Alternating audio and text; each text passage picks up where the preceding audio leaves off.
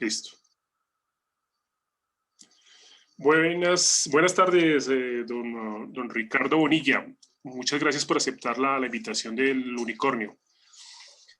Don Ricardo, hablemos un poquito primero de su hoja de vida. ¿Quién es Ricardo Bonilla y por qué nos acompaña hoy en el Unicornio? Pues es muy sencilla. Yo soy economista, profesor de la Universidad Nacional, ya estoy pensionado. Y entre las cosas que hice en la vida, fui director de la carrera de Economía en la Nacional, director del Centro de Investigaciones y secretario de Hacienda de Bogotá. Perfecto. Bueno, tengo entendido que usted hizo parte del equipo que estuvo estudiando lo del tema de la renta básica en el país. Bueno, eso al fin, ¿qué pasó con eso? ¿A qué conclusiones llegaron? ¿Si eso podrá ser una realidad pronto en el país o no? Eso es una propuesta que está en discusión en el Congreso, que tiene respaldo de una bancada de congresistas y que espere que pase la discusión. El tema es que como propuesta de renta básica el planteamiento existe y el gobierno ha querido apropiársela para decir que el ingreso solidario es la renta básica que están pidiendo los congresistas que presentaron la propuesta. Bueno, y entonces, ¿cuál es la diferencia entre el ingreso básico y la renta básica, la renta básica que ustedes proponen? El ingreso solidario es la propuesta del gobierno para resolver el tema de la pandemia, en donde reunió Familias en Acción, Jóvenes en Acción y otros subsidios para entregarle a cada familia 160.000 pesos. Eso es lo que se llama ingreso solidario. 160.000 pesos mensuales. Eso está por debajo de la línea de pobreza extrema y por debajo de la línea de pobreza moderada. Entendiendo, la línea de pobreza extrema es hoy alrededor de 140.000 pesos por persona, no por familia. Es decir, que si la familia está compuesta por 3 personas, para ponerle una familia pequeña, eso implicaría que la familia necesita 420.000 pesos. Y el gobierno le da 160.000 y dice, con eso le resolvemos las necesidades básicas. Si hablamos de la línea de pobreza moderada, pues la cosa es más grande porque se necesitan 270.000 pesos por persona. Entonces, una familia de 3 personas necesita 810.000 pesos. Y el gobierno le da 160.000. Y póngase de acuerdo y contento con eso. Bueno, la propuesta que presentaron los congresistas y la bancada oscila en la necesidad de cómo se resuelven necesidades básicas de la población en pobreza extrema, pobreza moderada y vulnerables. Vulnerables son aquellas personas que están apenas por encima de la línea de pobreza y que de un momento a otro caen por debajo de la línea de pobreza. Entonces están ahí, un día sí, un día no, un día son pobres, otro día no son pobres, pero siempre están muy cerca. Y eso es muchísima gente la que está muy cerca de la línea de pobreza. En la propuesta que radicaron los congresistas, inicialmente iba al planteamiento de un salario mínimo por familia y posteriormente, en atención a cuáles son las verdaderas condiciones reales fiscales del país, entonces entra un planteamiento con escalas. Y en esas escalas se llega a una propuesta que va mucho más allá de lo que dice el gobierno. No es el salario mínimo, pero sí se acerca a medio salario mínimo por familia, que ayuda más o menos a paliar la situación. Por lo menos cubre la pobreza extrema de una familia de 4 personas. Pero es decir, la propuesta de ustedes es entregarle cuánto a cada familia o a cada integrante de familia pobre. ¿Cómo es exactamente la propuesta de ustedes, de la renta básica?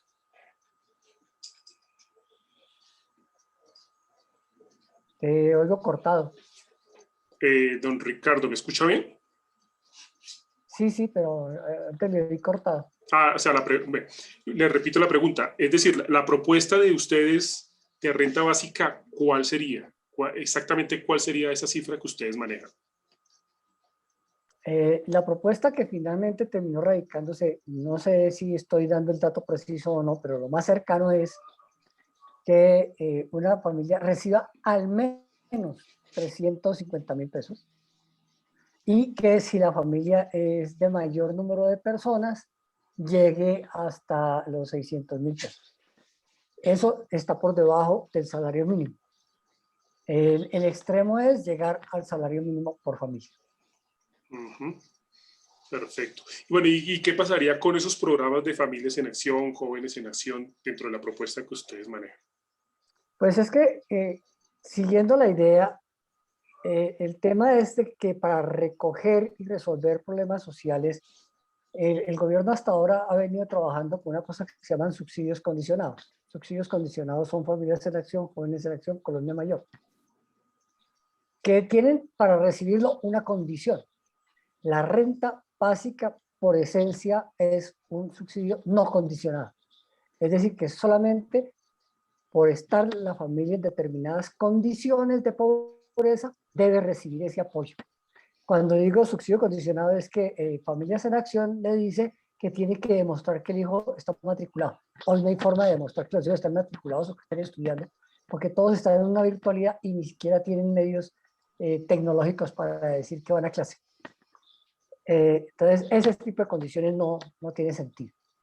Lo que se necesita hoy es que las familias reciban ese apoyo y puedan cubrir las necesidades básicas y con eso comprar sus alimentos y demandar necesidades menores, complementarias, servicios públicos, poder pagar el recibo del agua, poder pagar el recibo de la luz. Imagínense que le están pidiendo a un estudiante que, entre, vaya a clase virtualmente, pero para ir a clase virtualmente necesita tener un computador o una tableta o un celular. ¿Y quién le paga la cuenta del celular? ¿Y quién le paga la cuenta del internet? Uh-huh. Entonces, le están pidiendo que vaya, pero la familia no tiene recursos. Bueno, y la gente, ¿qué pasa con la gente que dice, bueno, las personas van a recibir la renta básica y ya no van a trabajar, ahora se van a dedicar ahí a solamente a recibir la renta y ya? ¿Eso ustedes cómo lo han analizado, cómo lo han mirado? La renta básica no es un objetivo que vaya contra la propuesta de otorgar empleos de emergencia. La propuesta del gobierno es doble. La renta básica es la necesidad de que haya un ingreso, pero las personas lo que verdaderamente necesitan son empleos de emergencia. ¿Está dispuesto, señor gobierno, a hacer las dos cosas? Porque recibir un dinero para paliar necesidades básicas no quiere decir que la gente no quiera trabajar. A la gente le interesa más trabajar, porque cuando recibe la renta básica está recibiendo una especie de limosna. Cuando le entregan un empleo de emergencia o un trabajo por el cual le van a pagar, le están entregando una cosa con dignidad. Entonces, eso no es incompatible, son propuestas complementarias, pero hay que irlas llevando a cabo. Pero en una situación de emergencia en donde nadie está generando empleo, en donde hay tantas dificultades, por lo menos a la gente hay que darle con qué paliar sus necesidades básicas. Bueno, y siempre que se habla de renta básica, bueno, se imagina uno los países ricos, que sí, que los países ricos tienen una economía tan sólida que sí le pueden dar un salario a las personas desempleadas, pero que nosotros, siendo un país tercermundista, que no tenemos los medios para hacerlo, y mucho menos pues dar cierta cantidad, porque eso no está dentro de la economía. ¿Usted cómo ve esa situación? ¿Eso sí es tan cierto como lo pintan de esa manera? Pues, ¿por qué no tenemos los medios? Esa sí es la pregunta. Lo que se requeriría es identificar por qué la población colombiana en condiciones de pandemia o no pandemia, porque antes de la pandemia también se tenía el problema, solo que la pandemia lo agudizó, es porque la población colombiana no tiene acceso real a medios de vida.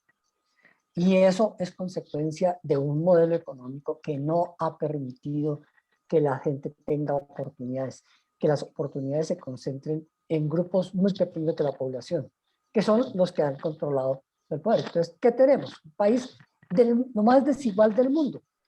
Cuando hablo de desigual, significa que no es que la población sea pobre, sino que la población tiene dificultades y desigualdad de acceso a los medios de trabajo. Entonces, el Gini, que es lo que mide la desigualdad de las tierras rurales del país, es 0,82. 0,82, ¿qué significa? Que un grupo muy pequeño de la población tiene la mayor proporción de la tierra del país. Con decirlo esto, 7 millones de hectáreas representan la tierra en la cual hay 2,5 millones de familias campesinas. En 7 millones de hectáreas. Y en 40 millones de hectáreas solo hay 2.500 familias campesinas. Si es que la podemos llamar campesinas.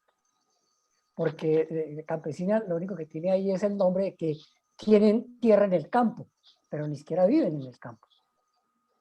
Entonces, bajo esa situación la pregunta es, ¿y por qué esas 40 millones de hectáreas en manos de tan pocas familias, por qué no las podemos producir? Y que esos 7 millones esos 2,5 millones de familias campesinas tengan acceso a esa tierra y la pongan a producir.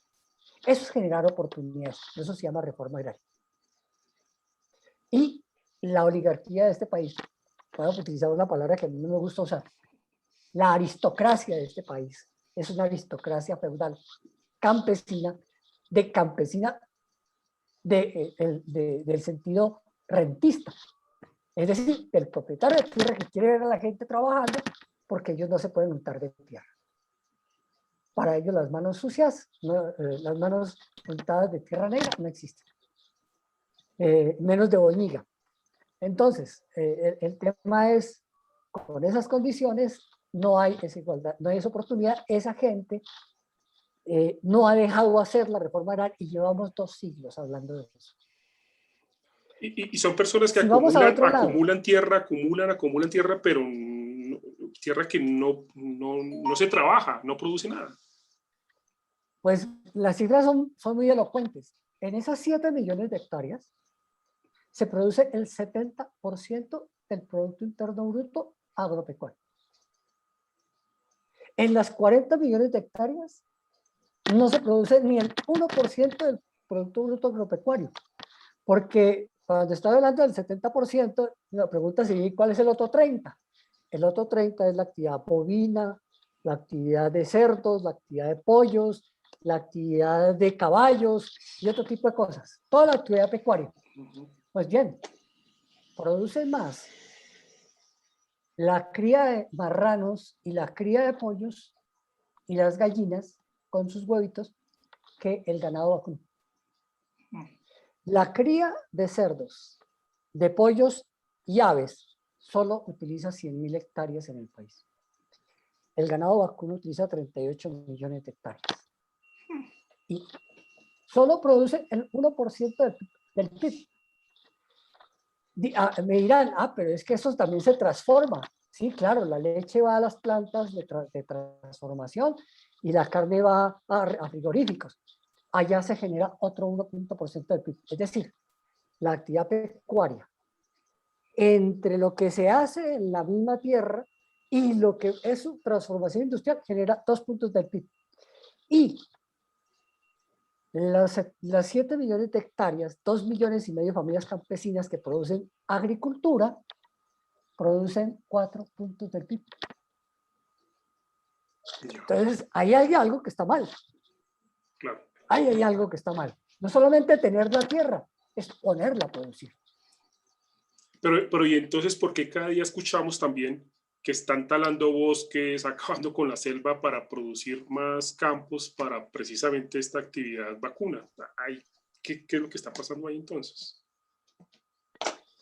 Porque ahí detrás hay otras cosas.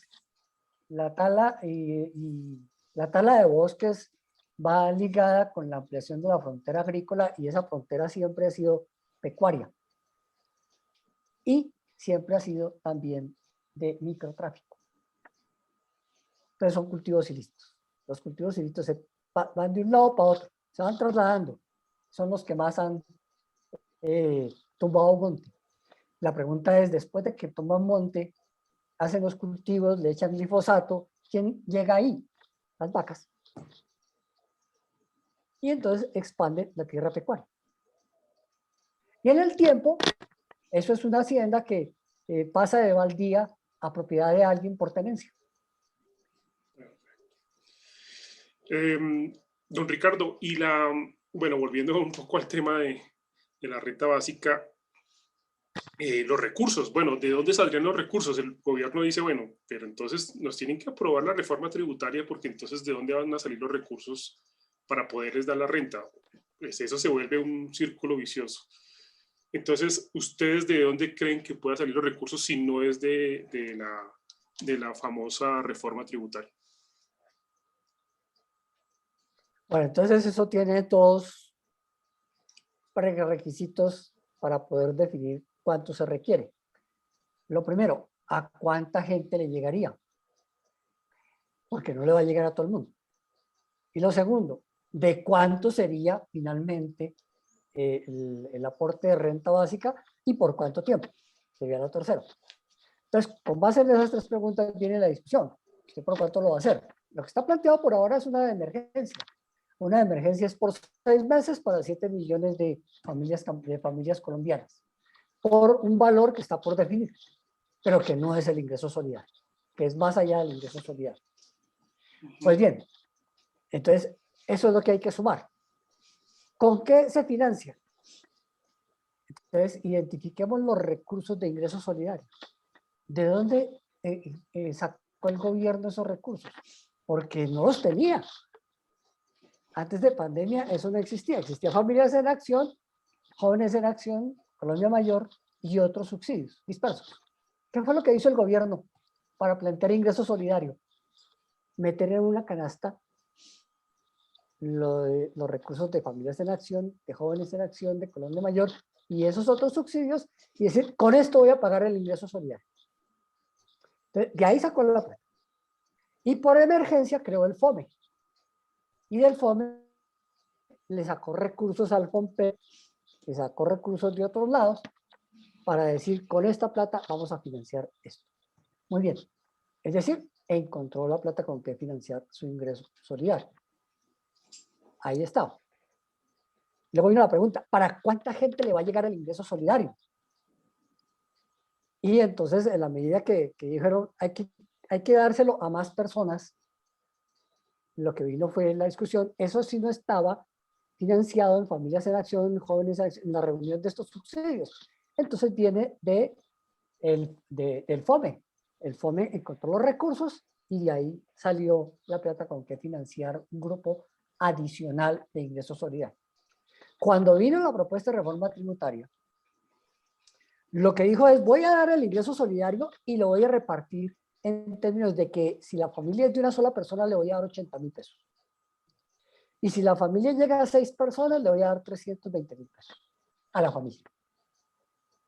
Eso es lo que voy a hacer para reunir. Y eso va a llegar a 4,5 millones de familias.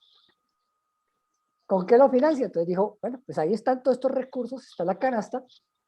Nunca contaron que era recoger la canasta que ya existía. Y los recursos del FOME, con un segundo elemento que siempre se le dijo al gobierno. Usted tiene un presupuesto aprobado en 2020 y otro presupuesto aprobado en el 2021 que no se ejecutó. O dígame cuál es el grado de ejecución. Y eso que no se ejecutó, ¿qué lo va a hacer? Porque esa plata está ahí presupuestada. Y evidentemente el gobierno puede y tiene la posibilidad de transformar esa parte del presupuesto que no se ejecuta hacia otras cosas. Tiene que ir al Congreso, sí, pero lo puede hacer. Entonces se trata de identificar qué es lo que no se ejecutó. Y el 2020 va a pasar a la historia como el año de menor ejecución. Entonces, tiene de dónde hay recursos. Pero que el gobierno decidió que prefería comprar unos aviones de guerra, 16 billones, que prefería financiar y dotar al SMAC. Entonces se gastó cada 1 billón de pesos en armamento del SMAT, que prefirió llenar la Cancillería de cantidades de cargos insustanciales, de la meritocracia del amiguismo, a resolver estos temas. Y cuando se trató de que mirara a quién apoyaba en términos, el gobierno decidió apoyar a las medianas y grandes empresas y no a la microempresa. Entonces, usted entiende por qué es la revuelta que existe desde hace un mes en las calles de Colombia, porque la gente que necesita el apoyo no tiene nada que perder. Porque nunca sabía. Porque son los jóvenes que son ni estudian ni trabajan, porque ni tienen la oportunidad de ir a estudiar, ni tampoco encuentran nada que hacer. Y por lo menos por ahora lo que hay que decir es que ojalá no han caído en las manos ni en las garras de los grupos de delincuencia común. Pero en medio de todos esos conflictos, la quema del Palacio de Justicia de Tuluá, surge la pregunta, ¿eso quién lo quemó? Porque eso no fueron los jóvenes por iniciativa propia. Eso es delincuencia común. Y puede que más allá de delincuencia común, puede que sea una operación orquestada con paramilitares y gente que está indagada y que tenía el expediente ahí. Gente que Algo está así como lo pescando que, en Río Revuelto, ¿no?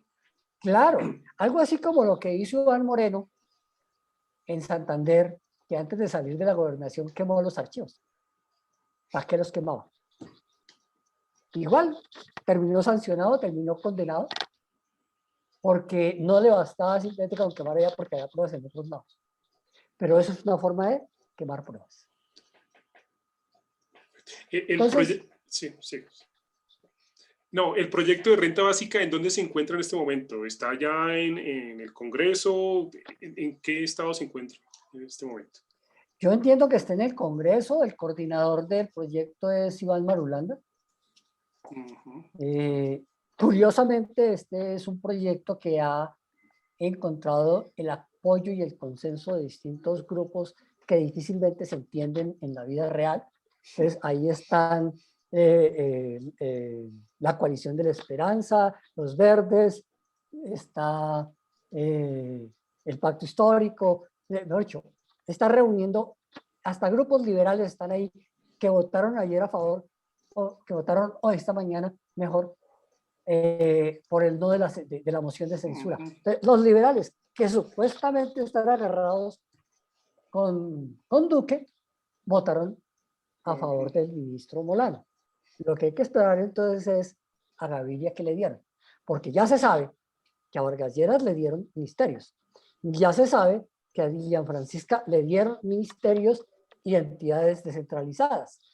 Es decir, compraron el partido Cambio Radical, compraron el partido de la U, ya tienen comprado hace rato el gobierno, que es la coalición, tienen comprado al Centro Democrático y al Partido Conservador y a los cristianos. Entonces les faltaba reunir a la U, a Cambio Radical y al Partido Liberal.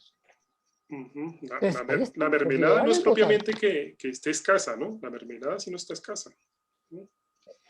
No, la mermelada no está escasa. Y ahí están los recursos para financiar la renta básica. Buena parte de esa mermelada. Pero es decir, contratos de 25 millones, contratos de 25 millones por objetivos intrascendentes, absolutamente nada claros, para pagar en 25 millones en 2 o 3 meses. Y dentro de la propuesta que está negociando la mesa del paro, ¿también está la renta básica? ¿Está por ahí en alguna parte? Sí, está ese primer punto de la negociación, pero como no han llegado todavía al aspecto de la negociación, porque no han firmado todavía el acuerdo de garantías. Es que la primera discusión es todo el tema de garantías, porque el grupo del paro lo primero que dijo fue, tenemos garantías. Se demoraron cuánto en llegar a un documento de garantías, que es lo que deja firmado el consejero que se fue. y entra nuevo consejero para seguir el tema de la negociación. Pero la negociación solo empieza el día que quede firmado el acuerdo de garantías. No han firmado. Entonces, mientras no lo firmen, no llega. El primer punto de la negociación es la renta básica.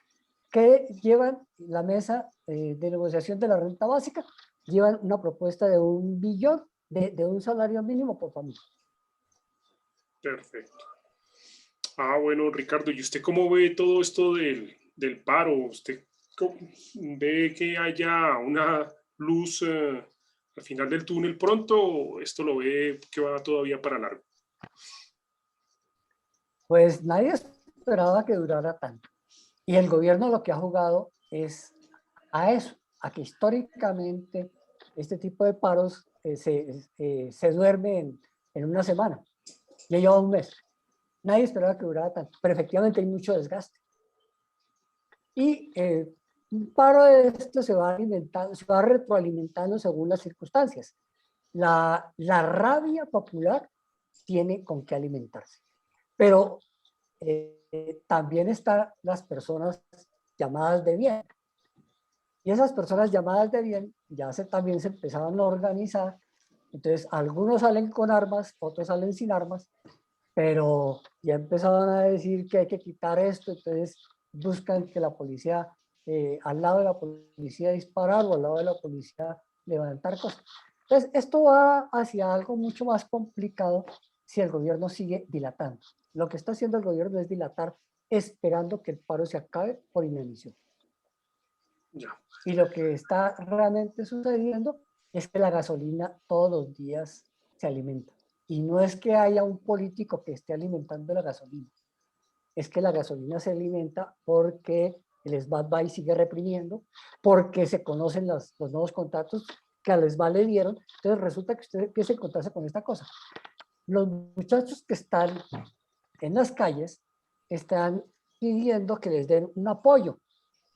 No se los dan, pero sí le mandan el SMAT al que le dotan de todas estas armas, y una sola munición utilizada por el SMAT es el apoyo de 3 muchachos. Entonces, no entiende qué. Es simplemente una cosa que figura en el escudo colombiano que se llama orden, pero este orden es el orden a la fuerza. Perfecto. Don Ricardo, ¿y usted usted es optimista con respecto a la aprobación de ese proyecto de la renta básica? ¿Lo ve ya viable? En realidad, ese proyecto, como el gobierno ha intentado apropiárselo, ya lo llamó renta básica. Claudia López también lo llama renta básica, pero han buscado cambiar el nombre porque la discusión finalmente termina siendo cuánta plata. Obviamente que si se van a aprobar los 160.000, que lo suban a 260.000, eso no es lo que necesita la gente. Entonces la discusión va a ser cuánto se requiere. Muy probablemente, en el mejor de los casos, en una buena transacción entre gobierno y toda la oposición, se llegue a aprobar medio salario mínimo. Eso, por lo menos, es una buena salida de emergencia y le da un aliento a levantar las condiciones del paro y a seguir adelante en otro tipo de conversaciones. ¿Usted cree que alcance a pasar en esta legislatura el proyecto? El proyecto es de urgencia. Es decir, hasta ahora no ha habido necesidad de que vaya a ir al Congreso. Al Congreso se han discutido solamente las propuestas del grupo parlamentario de oposición. El gobierno nunca las ha llevado, siempre las aprobó por decreto. Todavía lo puede aprobar por decreto, porque todavía estamos bajo régimen de emergencia. Listo. Y el gobierno la acaba de extender. Bueno, Ricardo, no sé si quiera agregar algo más pues, con respecto a todo lo que está pasando y pues algo más sobre la renta básica. No sé si se nos quedó algo en el tintero.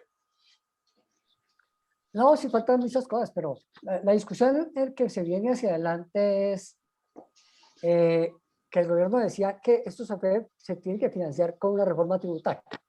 Bueno, esa era la fórmula para vender la extensión del IVA y para vender la reducción del umbral de declaración de personas naturales. En realidad, si se quiere mirar de más largo plazo, sí se necesita una reforma tributaria. ¿Pero para qué? Para resolver los problemas estructurales del país.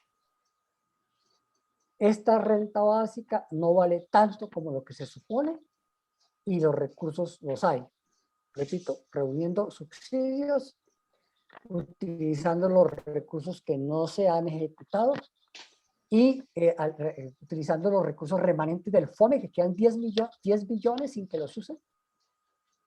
Y después de ahí ya se verá que se requiere transitoriamente es deuda, pero el tema estructural de la reforma tributaria sigue pendiente, pero sigue pendiente desde hace 30 años. Llevamos 15 reformas tributarias y el tema no se ha resuelto. Y tampoco lo iba a resolver esta reforma.